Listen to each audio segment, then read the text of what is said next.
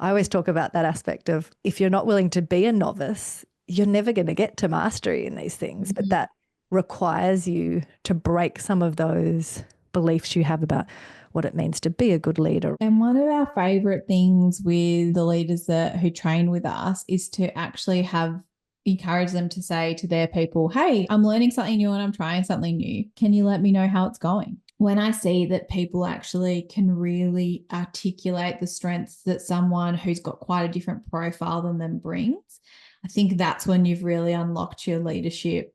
We are jumping into a conversation today, which I think is one I could talk about for days, and I'm guessing my lovely guest Ellen is the same.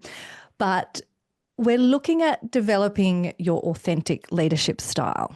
And this guest that we have with us today has been described by the Australian of the Year as her secret weapon and is a self-proclaimed culture nerd. I am thrilled to have Ellen Hooper, the co-founder of The Growth Collective and the I'll Ask My Sister podcast, joining me today. Thank you, Ellen. Lovely to have you here. Thank you for having me. It's fun. I laughed when I saw in your bio that aspect of a self-proclaimed culture nerd, because we actually met at, was it Governance Geeks or Governance? Yes, a Governance Geeks dinner, I think it was. Reclaiming the... Yeah. So the geek, the nerd, pick all of the above. All the words that were no good in high school. Exactly, but own them with pride. The reason that I was very glad to have you join us after I met you and got to know a little bit about your work was that I know from personal experience and from the leaders that I work with that it is an absolute art to meaningfully build into your work and your life a diversity and inclusion lens, and to let some of these ideas of strength-based authenticity, all of those types of pieces that are often used in a kind of generic or flippant way, for those to be meaningfully playing out in how you lead and live is pretty special. And it's something that I know is important to you and that you're very intentionally trying to work into the way you operate. So this conversation today, for any leaders listening, is really, if you are curating your career and your work life and trying to make that be something that's designed and is something you love, then Ellen and I are hoping that today kind of plants some seeds, sparks some ideas, and really encourages you on that journey. Ellen, are there any aspects that you wanted to share with us related to those pieces I just described about you and your work that kind of could set the scene for us? When we started the Growth Collective, because my business partner, Michelle Moore-Gray, we're both really passionate about diversity and inclusion. And I think I'll speak for myself. She can speak for herself too. I know that there was times in my career where I was really interested in developing an expertise in D&I and becoming a very specific practitioner. But the more I kind of reflected on my own practice of inclusion and making sure people belong, because we are tripwiring over including people every single day, the more I kind of came to the view that, I think this is the same with a lot of things, a lot of systemic change. It's actually a few steps back. The skills a few steps back that are going to make the most difference. So that's when we were building the Growth Collective. We really wanted to focus in on, we really wanted to support this new leader, and I don't know, some would probably call it this middle management layer, just because we had this real sense that they were the backbone of customer and employee experience in organizations. So yeah, that's the reason why we're so passionate about what we call leadership fundamentals or foundations, because we actually think if we can actually teach you the skills to have really good conversations and set really clear expectations and give good feedback, and also teach you to adjust to other people's needs, then it doesn't matter if the need is a personality preference. It doesn't matter if you're an introvert and I'm an extrovert. It doesn't matter if the need is a disability. It doesn't matter if the need is a lived experience of race or religion. You actually then have the skills to be able to do that for everyone. The two skills of adjusting to your needs and knowing that your needs are different to mine, and that's okay, and I know how to do that. And consent is a skill. Oh my goodness. Like those two things in leadership, if Absolutely. all of our leaders were knew those skills, we could definitely Trojan horse in diversity and inclusion everywhere. Yeah. And you know what's lovely about that too, in amongst what you've just described, helps anyone who might have a bit of a reaction, particularly at the moment, there's a lot of backlash about topics like diversity and inclusion and equity. And the way that you've described it and this aspect of helping us to pause long enough to go, this isn't about a tokenistic, disconnected from the needs of the organisation or managing people well or the experience of customers. It isn't token, it's about this broader human aspect of how do we create those cultures where people are thriving. And the focus that you just described is also really lovely because it's not just about, the C-suite or the owner of the business. It's saying there's this really critical kind of translator that's sitting in the middle there often that can be ignored. And yet if we can equip people in those roles, the flow-on effects for everyone, like our personal experience and the experience of a customer and the organisation itself, can be impacted so incredibly. And I think that's really lovely to kind of humanise it a bit and take it away from where it can become this ticking of a box or token conversation. Yeah, and I think when we kind of go in at the really pointy end as well, it can be hard to talk about topics like race or gender or, the whole spectrum without giving the impression that if you don't already know how to adjust for those needs, then you're a bad person. And I think that's what people really bristle against, which is why, we always think of things from a skills perspective, but that's why we really like to go, okay, what are the tools you actually need? What are the skills that you need? So then it just becomes, you don't have to know everything about how to support someone with autism or ADHD. And in fact, those 7 different people are going to need, with those same diagnoses, are going to need 7 different things from you. Absolutely. So what is it? It's like that simple skill of, hey, what do you need? How can I help? Mm-hmm. And also, is this okay? That's the consent skill. Is this okay for you? I was just talking to a really good friend of mine who said, I love it when people tell me I look pretty. I really like that. Yeah. And some of us would be like, oh my God, I had this terrible day. Yeah, it's so true. And that's an interesting piece too, because that example that you gave, I always find it really quite confronting when people are very definite about you should never comment on someone's appearance or you shouldn't. And it's like, again, that might be coming from their own experience and that for them that triggers something or is unhelpful. And so like you said, they're entitled to that. But when we kind of make everything a rule, sometimes there are elements where it's like, okay, let's think about that and think through it. But as you said, if an individual person is like, I actually find that deeply encouraging, it's no different to having a different love language or it's like we receive and feel appreciation or connection in different ways, and allowing that is all part of this conversation around authentic leadership, because just like we need to understand ourselves as leaders or managers in the examples that you've given, the next logical step to that is, and now how do I take that into those I'm working with and also create that platform for them to be individuals who can be fully expressed in different ways to me. Yeah, absolutely. That technique of and being genuine about it, is that okay for you? That makes everything so much easier. And we also, I think there's that element of in being curious and not being the type of person in a position of authority who thinks that they have to always know the answer. Actually, that softening of the curiosity to ask, not feeling that your worth is tied up in having all the answers and knowing the right thing to say, but then modeling some of those aspects of when you do screw up, because you will, that you're able to go, I'm really sorry, it didn't even enter my head that that might be difficult for you.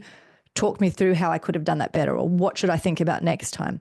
Those pieces are actually all fundamental parts of ultimately creating the behaviours and culture that we want to have if we are truly being inclusive. One of the pieces when we framed today's conversation was around the goal is to lead authentically from a place of personal strength and style.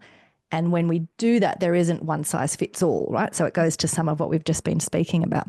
You and I have the lovely experience of both working with the same creative director, Steph Hansen Productions. Highly recommend. Highly recommend, Steph. And I saw a little video on your social media the other day where you had some behind the scenes bits of filming or taking photos with Steph, and you were talking about visibility and kind of that for you it felt quite confronting, or that you were being quite vulnerable to put yourself out there like that. Mm. If we tie that personal experience for you, because it's recent, to this idea of leading authentically and not having to see that there's only one way to do things, talk me through what some of those aspects in your own leadership and running your business are looking like for you as you navigate pieces you might have to step outside your comfort zone, but how do you find your own authentic way to do that? Yeah, I think one of the best and worst things of being a coach is that constant commitment to beginner's mindset. Yeah. I'm constantly pushing and prodding my poor clients, to stretch themselves and to experiment with new things and to have a beginner's mindset. And so that's why for me, being an authentic leader, there's a sense of just I guess, continuing to nudge out the edge of my comfort zone, but also working out what's a nudging and what's dysregulating. Oh, yeah. And so, for me, yeah, I hate marketing, but it turns out if you have things that you want to share with the world, you have to tell people about them. And so that's been my big goal for the year, is kind of demystifying how marketing works. It just, I'm a lawyer turned HR turned business owner. So it's a blind spot for me.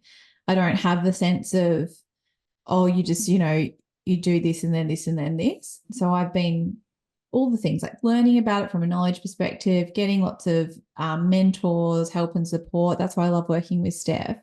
And then pushing myself in that kind of visibility space as well. And that's authentic to me, because when I'm asking people to work with me, whether that's in my Love Your Work program, where I'm asking people to look at their lives and careers and create something that's really authentic and perfect for them, or in the Growth Collective, where we're asking leaders to really be countercultural in their leadership, to lead in the way that they wish that they were led, not kind of in the way they've seen from others. We're asking people to create new skills and step into a new space. So for me, I know that I need to constantly keep doing that as well. My core values are integrity, growth, fun, and connection. So that's why, did a whole day of videoing marketing videos last week. Yeah. But you know what? When you describe those pieces too, it actually totally makes sense that you would work with someone like Steph, because adventure and the fun and the relational aspects of connected are all part of her core values in the way she runs her business. It's just so important, though, that that's not what authentic leadership is going to look like for everyone. Yes. No, Yeah. but the piece there of that beautiful alignment is that, and Steph and I have had this conversation before with clients that she's had who then just feel so comfortable working with her because they are aligned with the way she's going about working with them. Whereas then horror stories of people who are like, oh, the last person I did this kind of work with to do some filming or photos, I cried the whole time, right? So being pushed to, not in that healthy way of like pushing the boundaries, but deeply making someone uncomfortable and act in a way that is not who they are, right?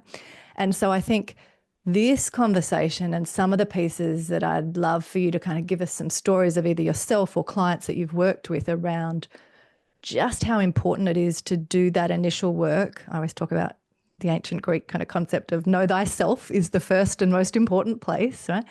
But when we come from that place as a leader, actually making some of those decisions of, right, where am I going to push it a little bit? But if I am, who am I working with so that it will still feel like me, right? Because again, how that comes across to your potential clients that you might then work with, you don't want there to be this weird disconnect when they then work with you and they're like, oh, in your videos with Steph, you were really funny, but actually you're super serious. And like, so you don't want this confusion coming up. When you think about that aspect and maybe go into some of the pieces of when we're developing our leadership skills, it's not this disconnected theoretical thing. It is a personal kind of customized journey of figuring ourselves out.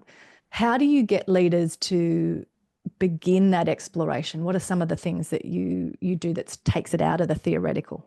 Oh, yeah. And look, I mean, the biggest shortcut into being able to have those conversations sounds silly, but it is usually a profiling tool like a Yep. DISC or a Myers-Briggs or a HBDI, or, we always call ourselves at the Growth Collective tool agnostic. We have I love particular that. ones that we use because they make sense to us, and often because they're affordable. It doesn't matter which tool, but that's just a really good, the thing I love about tools like that in organizations is that you suddenly get a common language, because what tends to happen without a common language is if I'm trying to tell you how you make me feel, it's really easy to do it in a vague way or a clunky way. For example, that's when we get people getting feedback like, you're really abrupt, or you're really aggressive, or you're too soft, or you're blah, blah, blah. It's actually like, you've got a different style that doesn't make sense to me. Yeah. And so, I'm going to give you this kind of not super helpful feedback, because what are you meant to do? Or project my assumptions of therefore what your intention was in that. Yeah. What am I meant to do with being like, your personality is somehow wrong? Awesome thing about a tool, whatever the tool is you get to see how every single part of the quadrant or the model contributes. Mm-hmm. And you get to see how the different parts of all those quadrants work together, and how if you have too much of anything, you're going to have really specific outcomes. So if you have lots of people direct and being outcomes focused, you're probably going to go pretty fast, but you might have skipped some detail, or you might have left a lot of people behind emotionally, or it might have been a very the energy is going to feel really stressed and serious. Whereas if you start to branch out and put in other profiles in there, you're going to get a much more well-rounded result. Yeah. I think too, there's an element, because I'm the same as you. I've done like every tool and diagnostic thing known to man. I love them. I can never get enough. And I love reading my results and being like, oh, that's so me. But the piece you just described too, one of the elements I always use when I'm coaching leaders around those types of tools is to then, when you're, say, reflecting on a situation or a meeting or an interaction that you're a bit baffled by and you're like, what on earth just happened there? You can use some of those pieces that come out in their profile around, okay, which part of you were you bringing to this? And often I've had people who are really strong in their kind of strategic, intellectual kind of jumping straight to the futuristic aspects of where this goes. And they've actually misread that this was just an exploratory conversation. They're like putting all of these, so depending on how you read the room, you can use those tools to then say, how do you think that would have played out? Or next time that happens, what if you kind of put this part of your strengths on ice and really lent into this element? So there can be personal ways of also then understanding our own different strengths as well as other people's. And I think when it really cracks open for people is that true gratitude or acknowledgement of the other person's strength being helpful. Yeah. For me, that's when we've really gotten that shift of, my business partner and I have kind of cross quadrant strengths. So we've got a lot of things that are very complementary and sometimes annoying with each other, because that's totally how it goes. The person that has, like Michelle's, has amazing insights, is very creative, creates the most useful, practical, enjoyable programs. And I'm the one who's replying to emails. When I can really recognize that strength that she brings and truly be like, oh my gosh, thank goodness for that strength, because without it, I don't want to do that. Yeah.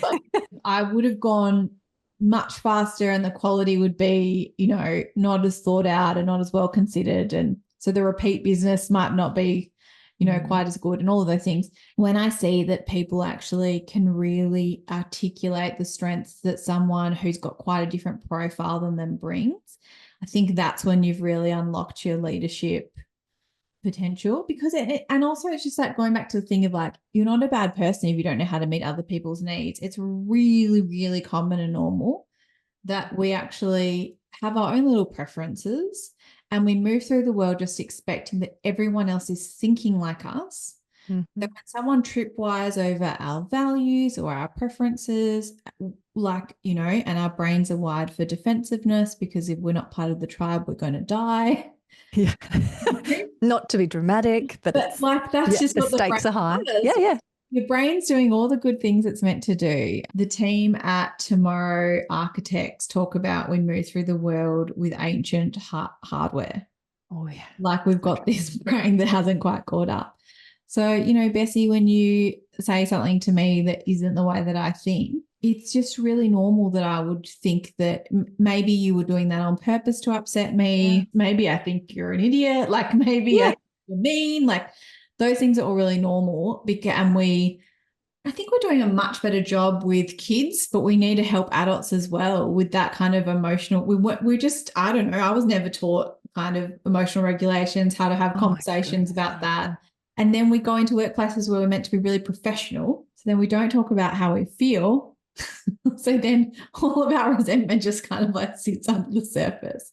And which takes you right back to that element that you were talking about of why you're putting so much value on the people that you're working with who are then particularly say in that middle management space directly working with a team or the implementing of the company's strategy, because the exact people who are going to have the biggest impact on the well-being of your team and staff are those who, as you described, have been brought up to be like, if you're the leader, you know, brave face on, keep it solid, you don't have any needs, you're looking out for everyone else, you have the answer, it's your problem.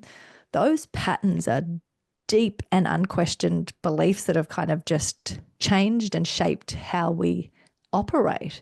And so, as you said, unless we give that space and actually support people with the skills and then just allowing themselves to like not be very good. You were talking about that beginner's mindset. And I always talk about that aspect of if you're not willing to be a novice, you're never going to get to mastery in these things. But that requires you to break some of those beliefs you have about what it means to be a good leader or how to manage people, a certain kind of quality that isn't necessarily helpful or sustainable energetically. And it's really interesting because I think we do a lot of what you shouldn't do. So we know, command and control is out. I think most leaders in most workplaces would either would say that or know that or articulate that. But then we haven't done a great job of helping leaders and managers know what to move to. And a lot of the work on positive psychology and motivation is really, really critical work. But most of the leaders we work with, there's no toolkit for when I haven't been able to tap into someone's inspiration or motivation, or they actually just don't have the skill yet that I need them to have, or we're clashing, like it's not going well. And I tell the story, I give a keynote on accountability, which is an interesting thing to be obsessed with when you also love diversity and inclusion. But most of the leaders who come through our program love the modules on feedback and on holding people to account because it's kind of the missing link. And Michelle and I have this great background because I've been an employment lawyer for so long, so I'm used to the really hard conversations.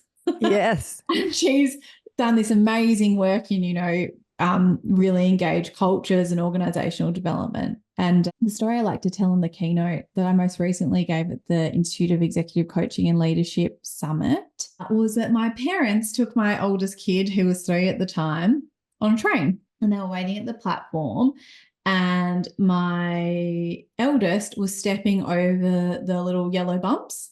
Yeah. We're like, they're in danger. This is a 3-year-old who's in danger. And my parents are saying, come on, stop that, step back. And my kid was ignoring them because they're 3. And my sister was with them at the time. And she just said to me, I could tell mum and dad, like, they didn't know what to do because they knew all the tools they had for us as a kid, yelling, hitting, smacking, threatening, like and so they're like, well, Ellen's going to be mad at us if we do any of those things. So we've stuck. We don't know what to do next. And my sister said, I'm so glad she was there. She just said that she took my kid, said their name and just said, come on, like held their hand. We're going over here now. Fine. And I think that's happening in leadership. I think that's what is happening in organizations, that we know the kind of, someone was just talking to me about calling behaviors. There's some behaviors that are sometimes always, sometimes never.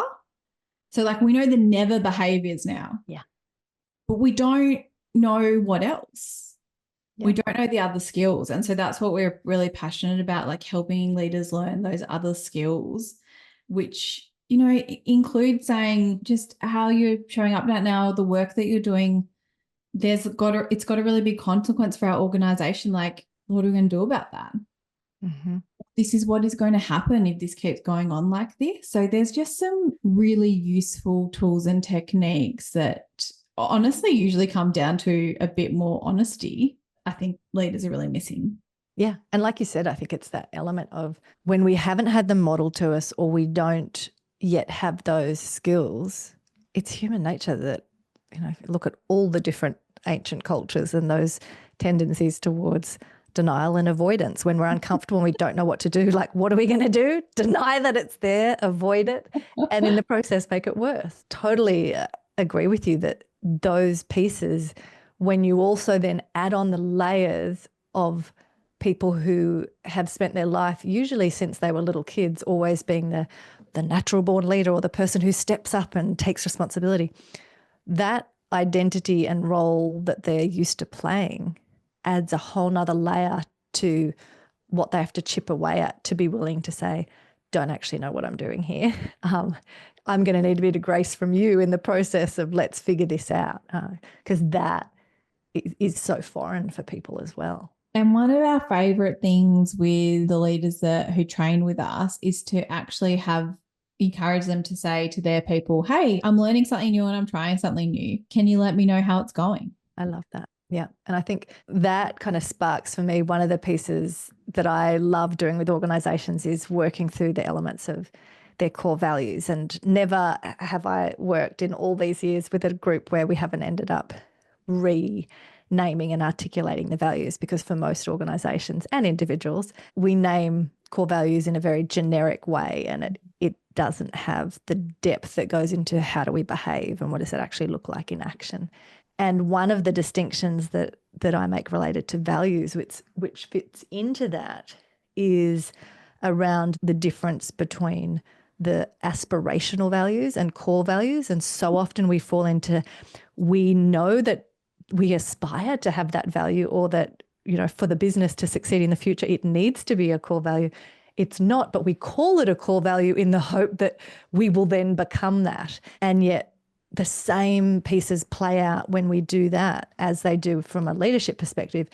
If we're saying one thing, but everyone's experience of us is the exact opposite, it makes them trust us less, not more. They don't go, oh, so inspiring that you said you are these things. They go, your behavior is telling me the opposite to your language. So now I don't trust anything you say, even if it's not conscious. That's what happens. And we undermine ourselves. And so you're right, whether it's in something like values organizationally, or it's in learning and tweaking and trying to build new skills, actually just being honest and saying, here's what I've realized needs to be present that isn't yet a skill for me or for the organization. I'm going about it in this way. I would love feedback. It automatically drops those natural tendencies we've talked about of people being either judgmental or defensive or having a go at you, because they're like, oh, you've already admitted that you know. So now we can kind of go on that journey together. I love that.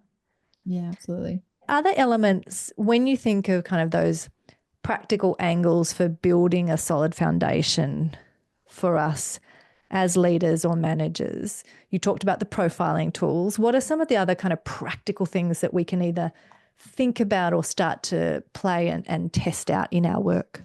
I think the thing that I'm seeing most often, and I wouldn't even say at the moment, just always, and I know, Bessi, lots of your listeners also tend to be business owners or small business owners too, but it happens to everyone everywhere. It's that the leveling up requires letting go.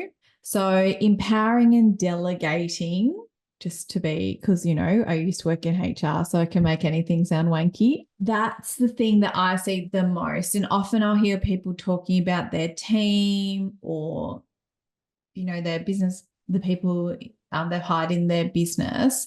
And so if you're saying things like they're just not up to the task, or they're giving me things late, or they, it's all still sitting with me, it's just such a nice little ding moment that there's probably something for you to do within your leadership, because it goes back to, Bessi, you were just talking about, I say one thing and I do another. So we call that incongruence when we're being makers. But I think the thing that I've learned from coaching so many people is those paradoxes are really, really normal. So it's really normal to say one thing and truly believe it, but have a behavior that's inconsistent with it. And they're really hard to pick up. And that does go back to really knowing yourself really well. And so, yeah, delegating so that the people who work for you actually get the opportunity to build their skills is one of the key kind of incongruences that I see, because usually we're reinforcing a pattern of don't worry, I'll do it. So, and we do that in so many different ways. We do it by, rescuing. If it's not done by the deadline, we'll pick it up. We do it by taking a piece of work and changing everything about it. So we're signaling that the work that's being done is useless anyway. We do it by not even actually delegating something, by holding it to us. And then being a martyr and complaining that I have to do everything, Yeah. But it's so hard because everyone in that equation, I see this so often, everyone's working really hard. Yeah. Like everyone feels like they are really putting in. And so that's the practical thing of what are the glass balls and what are the rubber balls is really useful. Yeah. And then letting the person just do the work, and thinking about, when did I not know how to do that work? Because there had to be a point in time where I didn't know it all. Maybe you were too. But when was there? It has to be a point. Because you're so wonderful. It has to be a point in time where I didn't know how to do it. So how did I go from that to knowing how to do it? And almost always I practiced, and taking yourself back to that and remembering how your first, whatever it was, speech, how your first draft report, how your first conversation with the minister, how your first, briefing of something to a graphic designer, how did that go? And it's really probably not great. Yeah, because if we can tap into that, then we can start to believe in the potential of our people, because that's what happens. We start to feel like the gap between where we are and their potential is too big, so there's no point trying to bridge it. And that is fine. But if that is what is really important to you, then you probably need to be a solo freelancer forever. Yeah. And then not have this grandeur of ideas of scale or size. It's like, well, that's not possible without that transition. Yeah. And I think too, there's sort of an element in what you're describing there where we sort of, as leaders, there's not an ability to have a realistic sense of time horizons or time frames. So often those pieces that make us feel like we have no other option than to do it ourselves is because we've completely made up this false sense of like the deadline, which is just us that's self-imposing that. Or we've said we have to achieve this goal this financial year. And it's like, why? Would it really be a disaster if it took 3 years, but then you were set up for the next 15? Like, what are our time horizons, and which of those are genuinely an externally enforced deadline, and which did we just create? Because I think the times where I find myself the most trapped in that sense of, well, I just have to do it, I don't have time to teach someone and hand it over. The truth is that, I don't if I stick to my ridiculous time frame, but I invented that. Like, nobody else did. Same goes if I looked at my to-do list and was honest that no human could do that in one day, that is 4 weeks of work, then you'd go, okay, so you haven't failed if you don't achieve those things. It was never possible, right? So sometimes that time horizon is as simple as a reshift, kind of has to happen. And I had this wonderful boss once, and I really recommend actually people interested in different leadership styles reading an article. It's an oldie but a goodie by Daniel Goleman. It's a Harvard Business Review article, and it's called Leadership That Gets Results. And Daniel Goleman's kind of heralded as the father or founder of emotional intelligence. Yeah. But what's great about that article is he outlines 6 different leadership styles and when they are useful. So, situational leadership at its best. Yeah. But I think the most useful thing he says is really good leaders should be able to use 4 and great leaders should be able to use all 6. And that's so useful because it helps us with this idea that there's one way to be a leader and I don't have it. So this kind of idea that leaders look a particular way, that the charismatic leader or the authoritarian leader, and that's not me. It's just really useful to know there's like plenty of different ways to be a really great leader. But my boss was quite in the Goleman methodology. I would have called her a pace setter. So she loved a new idea. If she went to a conference, we were in trouble. Like, Yeah, but great. Like she was really visionary. She had made a lot of amazing change. But I used to laugh with her because we would have these strategy days in the people and culture team, and we'd put all the things on the whiteboard. And I remember by the time that, my last year with her, when I worked with her for ages, I used to start saying, we actually know we're not going to do these three things. Like, could we just like get rid of the guilt and shame now? Yeah, we didn't fail. They were never going to happen. Yeah. Like just pretending that we're going to do them for a year and then be like, and then saying, now let's spend 3 hours analyzing why that didn't happen. Yeah. Yeah. So it happens to all of us. We do quite a lot of training with law firms for a range of reasons, including my background as a lawyer. And they are a great cohort to work with because they actually do have a whole range of really client imposed deadlines. Yeah. When your client is paying the partner $1,000 an hour, like it's high pressure. The system created high pressure. And often we talk to those lawyers about, look, it is quicker to do it yourself in a 24-hour time horizon. But is it quicker to do yourself if we start to stretch that time horizon to 6 weeks or 3 months? Yeah, it's not. Because you're going to be stuck. You're going to be stuck doing this level of work forever. And be the bottleneck for growth for your team. Yeah. Unless you start to help others learn how to also do it in the same way that someone invested in you to do that as well. So we tend to get a lot of traction with talking to them about that. Yeah. I think there's been an interesting, and it could just be because of the age I am, it feels like there's been a shift in recent years where a bunch of leaders, managers, whatever you want to call them, depending on their position, have operated the way that they were taught and the patterns that kind of society had encouraged and rewarded.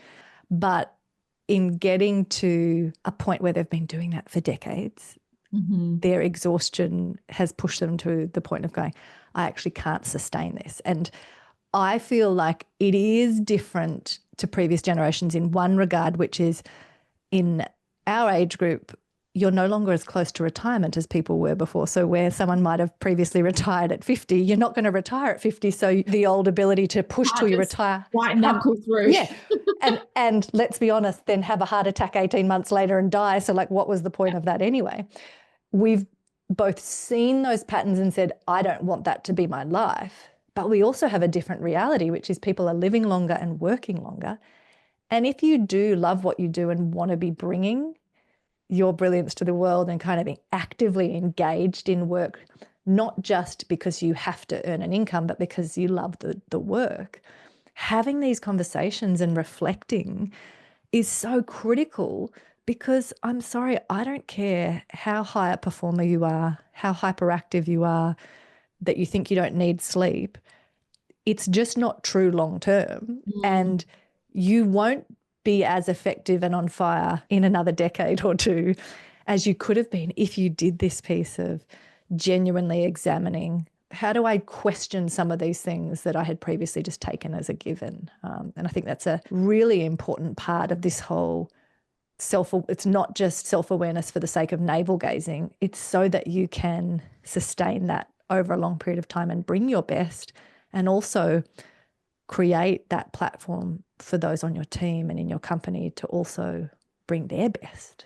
And one of the firms I work with talks about sustainable high performance, and it's so useful. And I just think as well, particularly in really established organizations, there's just so much more support than there was. So there's so much more discussion of things like mental health. There's, employee assistance providers. You can't miss it. It's really hard to miss it in most professional services organizations, at least. So that's when you do start to see, those ripples. It's interesting though, because I still think, particularly when you go into the privately held small and medium-sized business space, I agree. While there is far more awareness that you need to provide that for your employees or for your team, part of my passion and why I am so committed to actually creating supportive environments for leaders Mm. is that it's still quite a few steps behind acknowledging that we need that as well. Those things I think have changed in the ways you've described in terms of what we must provide for others. But for the bulk of people, I do not see that same honour and respect being given to themselves. Yeah, and it was really interesting in the pandemic, Beyond Blue launched a whole resource of essentially employee assistance, so counselling and mental health support for small business owners. Yeah, they've still got it. Yeah, They're it's still, yeah. great. Do you know what it's called? It's called something Access. Yeah, I've got it in a thing, in a file somewhere. I can find it. Anyway, Google everyone because it's really worthwhile and such an important, I guess, gap to fill. Yeah. Yeah. But it's I'm sure you found this too, Bessie, but if you're a CEO or managing director or a business owner or startup owner, you know, listening to this, I'm sure I know that I have seen such amazing results both for individual business owners and their business and their teams. Yeah. From doing this work, and it doesn't have to be hard or scary or awful. You know, I work with this really beautiful business out in Montana, mostly men, very like tech, AV, you know, very like kind of manual. And I taught them about Brene Brown. Yeah. They loved Brene Brown's work on Clear is Kind. Yes. And I can just see it's totally transformed the way that they've worked together in a really, really positive and light way. Like, I think that's a great example of the aspect of just in giving someone skills or language, shared language of like what this means. It can be that first step to changing the actual lived experience in that organisation, in that culture and team. And because you're right, something like Brene Brown's pieces of saying where we might previously have said, oh, I'm avoiding conflict, so I'm not having that conversation because I just want to keep the peace.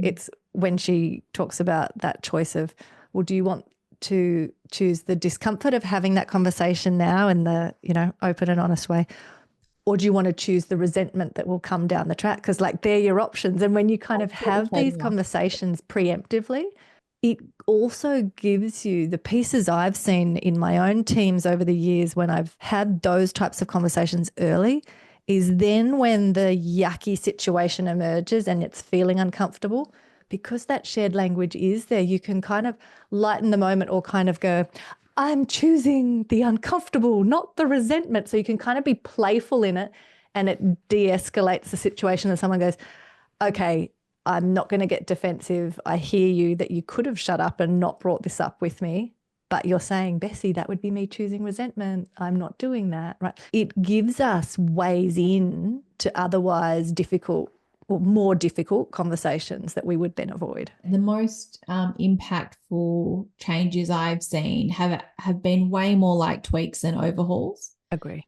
And I think that's really useful because I think it can feel like later or it's going to be too hard or we're going to make everyone uncomfortable or, yeah. And those bits grow the momentum. It's that whole snowball thing, isn't it? It's like, it feels doable to say it that way or to have this conversation. And then gradually, as we build our confidence and skill level and move from, you know, the novice to the journey person and ultimate mastery, it's like, oh, who knew that was a first step? But you're right. If we try to just jump all in, we go back into avoidance. As we sort of wrap up, are there elements that you could leave us with, or maybe a challenge or a question that could help us pause and reflect ourselves as leaders around those elements you just spoke about of this work and being authentic, having the layers of personal, the team and the organisation? Like, what would you challenge or encourage us on with that to close out?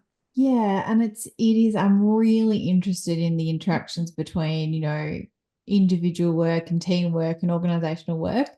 But I do think we often start at that individual level as the foundation. So my challenge for you, if you're listening, is to think about, is there anything that you are currently doing in your work life that you're doing because of someone else's expectation or of an assumption rather than what you really want to be doing?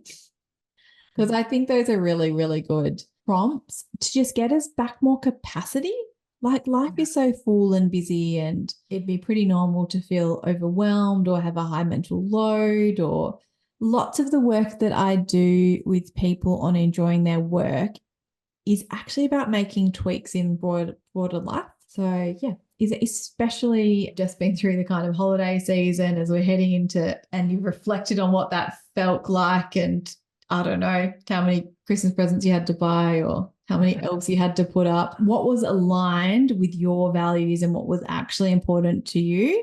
And what was just because you thought that that's what you're meant to do? Because so much cracks open when we start to think about that. So that's my challenge. I love that. Thank you so much. I hope that this has been helpful and inspires all of us to create that space for ourselves and then ultimately let that flow on into the space we create for our teams to show up authentically as themselves and our organisations to therefore have that kind of culture going forward. Thank you so much, Ellen. Really appreciate it. You're welcome. Thanks for having me.